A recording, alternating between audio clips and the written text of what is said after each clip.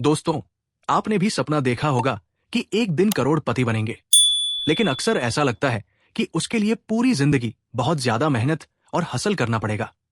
लेकिन जरा सोचिए, अगर मैं आपसे कहूं कि सिर्फ 5 साल तक थोड़ा डिसिप्लिन रखकर आप ऐसा सिस्टम बना सकते हैं जो आगे चलकर आपको फाइनेंशियली इंडिपेंडेंट बनने में मदद कर सकता है। जी हाँ, ये कोई जादू नहीं है, ये बस कंपाउंडिंग और स्मार्ट इन्वेस्टिंग की पावर है। आज की वीडियो में हम इसी बात को थोड़ा गहराई से समझेंगे, बिना किसी हाइप के, बिल्कुल लॉजिकल तरीके से। हम देखेंगे कि एक मिडिल क्लास लाइफ में ये कैसे पॉसिबल हो सकता है, नंबर्स क्या कहते हैं, और लोग ऐसी कौन सी गलतियां कर देते हैं जो उन्हें आगे बढ़ने से रोक देती है। सबसे पहले समझते हैं कि ऑटोमेटिक करोड़पति का मतलब क्या होता है। ऑटोमेटिक करोड़पति का मतलब है ऐसा सिस्टम बनाना जहां आपका पैसा आपके लिए काम करने लगे, थोड़ा बहुत वैसे ही जैसे पैसिव इनकम काम करती है।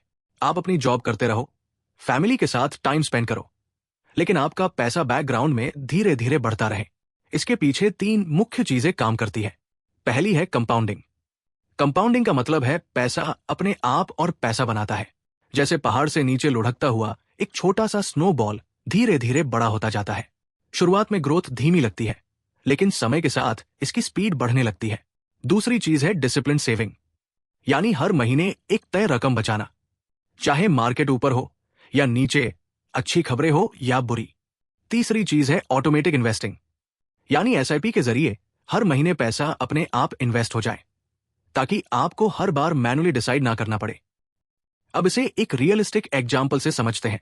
मान लीजिए आप 25 से 28 साल के एक यंग प्रोफेशनल हैं और दिल्ली या मुंबई जैसे शहर में जॉब करते हैं। आपकी मंथली सैलरी लगभग 50,000 रुपए से 70,000 रुपए के बीच है। अब खर्चों को देख लेते हैं। रेंट लगभग 15,000 रुपए से 20,000 रुपए, फूड और ग्रोसरी करीब 10,000 रुपए, ट्रांसपोर्ट और आउटिंग 8,000 रुपए से 10,000 रुपए। अगर कोई ईएमआई है तो वो अलग।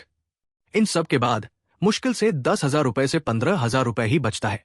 लेकिन अगर आप अपनी प्रायोरिटीज क्लियर कर लो, जैसे अननेसेसरी सब्सक्रिप्शंस बंद कर दो, वीकेंड पर कम बाहर घूमो और इंपल्स बाइंग को कंट्रोल कर लो, तो हर महीने 20,000 रुपए तक सेव करना पॉसिबल हो सकता है।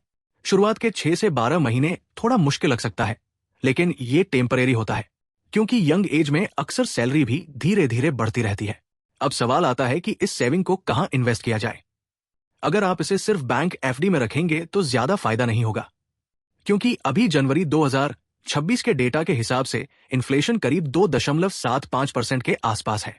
लेकिन अगर लॉन्ग टर्म में 5 से 6% इन्फ्लेशन मान ले और एफडी का रिटर्न 6 से 7% हो, तो असल में रियल रिटर्न बहुत कम या लगभग जीरो रह जाता है। इसलिए बेहतर ऑप्शन हो सकता है इक्विटी म्यूचुअल फंड्स या इंडेक्स फंड्स, जैसे निफ्टी 50 बेस्ट फंड्स। अगर हम हिस्टोरिकल डेटा देखें तो निफ्टी 50 ने पिछले 20 से 25 सालों में औसतन लगभग 12 से 14% सालाना रिटर्न दिए हैं, अगर डिविडेंड्स को भी रीइन्वेस्ट किया जाए।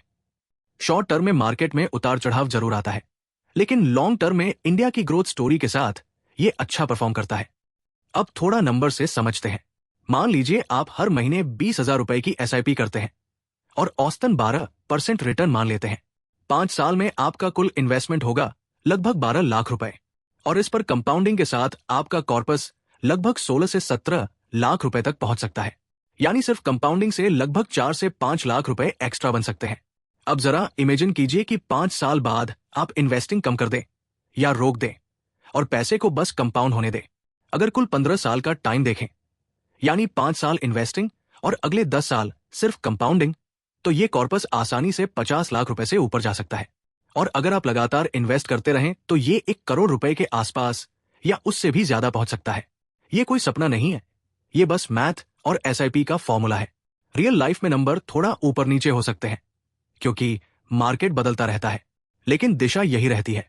सबसे बड़ा फायदा यह है कि यंग एज में आपके पास टाइम होता है, और कंपाउंडिंग को काम करने के लिए टाइम ही सबसे बड़ी चीज है। अब सोचिए, ये सिस्टम ऑटोमेटिक क्यों बन जाता है। जैसे ही सैलरी अकाउंट में आती है, एसआईपी अपने आप कट जाती है। अगर मार्केट क्रैश भी हो जाए, जैसे 2008 या 2020 में हुआ था, तो घबराकर पैसा निकालने की जरूरत नहीं होती, बल्कि उसी समय सस्ती कीमत पर ज्यादा यूनिट्स मिलती है। आपको रोज रोज मार्केट देखने की जरूरत नहीं, बस इसे सेट करो और भूल जाओ, और साल में एक बार रिव्यू जरूर कर लो।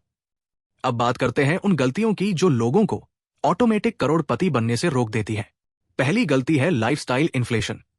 जैसे ही सैलरी बढ़ती है, लोग खर्च भी बढ़ा देते हैं। नया फोन, नई कार, ज्यादा ईएमआई, हर वीकेंड पार्टी, और बचत खत्म हो जाती है। दूसरी गलती है शॉर्ट टर्म सोच। मार्केट गिरते ही लोग एसआईपी रोक देते हैं, जबकि लॉन्ग टर्म में इक्विटी फिर से रिकवर होकर ग्रो करती है। तीसरी गलती है बहुत ज्यादा सेफ खेलना। सारा पैसा एफडी या गोल्ड में डाल देना। इससे अक्सर इन्फ्लेशन से आगे निकलना मुश्किल हो जाता है, इसलिए इक्विटी में बैलेंस एक्सपोजर जरूरी होता है। चौथी गलती है टालना। लोग सोचते हैं अभी तो हम यंग हैं, बाद में शुरू करेंगे, लेकिन सच्चाई यह है कि टाइम ही सबसे बड़ा एसेट है। पांचवी गलती है डाइवर्सिफिकेशन ना करना। सारा पैसा एक ही फंड या एक ही स्टॉक में लगा देना रिस्की हो सकता है। बेहतर है कि पोर्टफोलियो में बैलेंस रखा जाए, लगभग 70 से 80% इक्विटी और 20 से 30% डेट या गोल्ड। अगर हम रियल लाइफ इंस्पिरेशन देखें तो राकेश झुनझुनवाला जी जैसे इन्वेस्टर्स ने भी यही किया। उन्होंने क्वालिटी कंपनियों में लंबा इन्वेस्टमेंट किया और कंपाउंडिंग को काम करने दिया। कई स्टॉक्स में उन्होंने दशकों तक होल्ड किया और कंपाउंडिंग का मैजिक देखा। जरूरी नहीं कि आप बड़े इन्वेस्टर हों, एक आम इंसान भी डिसिप्लिन और लॉन्ग टर्म सोच के साथ इसी रास्ते पर चल सकता है। अब सवाल है कि आज से क्या स्टेप्स लें। सबसे पहले कोशिश करें कि अपनी सैलरी का 20 से 30% सेव करने का टारगेट रखें। छोटा शुरू करना भी ठीक है। अगर आप स्टूडेंट हैं तो 1,000 रुपए या 2,000 रुपए की एसआईपी से शुरुआत करें। अगर आप जॉब करते हैं तो 5,000 रुपए से 10,000 रुपए की एसआईपी से शुरू कर सकते हैं।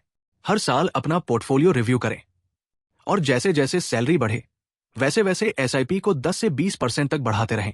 दोस्तों, ऑटोमेटिक करोड़पति बनने का मतलब ये नहीं है कि आप पूरी तरह रिटायर हो जाओ।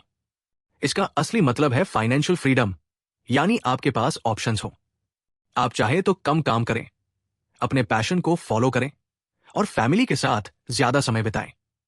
और याद रखिए, ये जर्नी खुद को रोकने या दबाने की नहीं है, ये बस स्मार्ट फैसले लेने की जर्नी है। अगर इस वीडियो से आपको थोड़ी क्लियरिटी मिली हो और आप अपनी फाइनेंशियल फ्रीडम की जर्नी शुरू करना चाहते हैं तो वीडियो को लाइक जरूर करें, इसे अपने दोस्तों के साथ शेयर करें और फाइनेंशियल ग्रो चैनल को सब्सक्राइब करना ना भूलें। बेल आइकन भी प्रेस कर दें ताकि आने वाली वीडियो की नोटिफिकेशन आपको मिलती रहे। याद रखिए, कल की परेशानी को आज की प्लानिंग से बदला जा सकता है। मिलते हैं अगली वीडियो में। धन्यवाद।